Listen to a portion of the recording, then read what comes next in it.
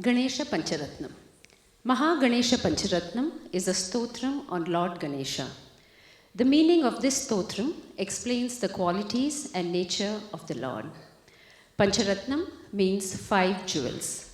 The composer, Guru Sri Adi Shankaracharya, has praised the God by presenting these 5 stanzas as 5 jewels, hence the name Mahaganesha Pancharatnam.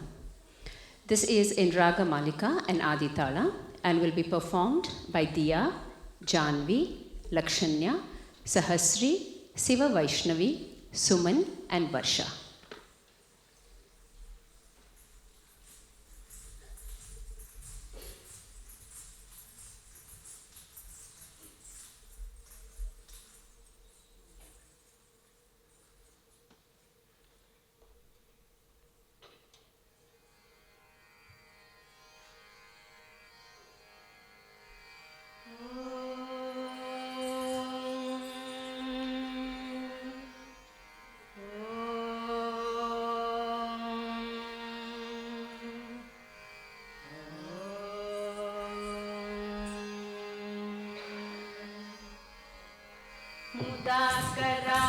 मुदाकरात्तमोदकं सदा विमुक्तिसाधकं कलाधरावतं सकं विलासिलोकरक्षकं मुदाकरात्तमोदकं सदा विमुक्तिसाधकं कलाधरावतं सकं विलासिलोकरक्षकम् अनायकैकनायकं विनाशिते भदैत्यकं गताशुभाशुनाशकं नमामि तं विनायकं अनायकैकनायकं विनाशिते भदैत्यकं गताशुभाशुनाशकं नमामि तं विनायकं नमामि तं विनायकं न तेतरादिभीकरं न ओडिताटभास्वरं न मत्सुरारिनिर्जरं न ताधिकापदुद्धरं न तेतरादिभीकरं न ओडिताटभास्वरं न मत्सुरारिनिर्जरं न ताधिकापदुद्धरं सुरेश्वरं निधीश्वरं गजेश्वरं गणेश्वरं महेश्वरं समाश्रये परात्परं निरन्तरं परात्परं निरन्तरं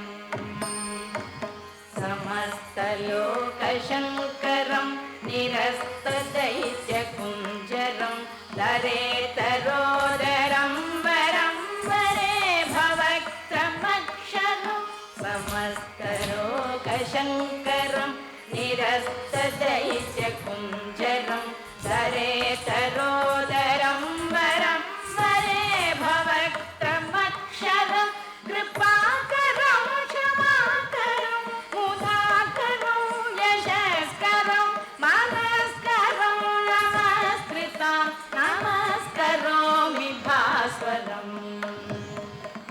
नमस्करोमि भास्वरम् अकिञ्चनातिमार्जनं चिरन्तनोक्तिभाजनं पुरारिपूर्वनन्दनं सुरारिगर्वचर्वणम् अकिञ्चनातिमार्जनं चिरन्तनोक्तिभाजनं पुरारिपूर्वनन्दनं सुरारिगर्वचर्वणं प्रपञ्चनाशभीषणं धनञ्जयादिभूषणं कपालदानवारणं भजे पुराणवारणं भजे पुराणवारणं नितान्तकान्तदन्तकान्तिमन्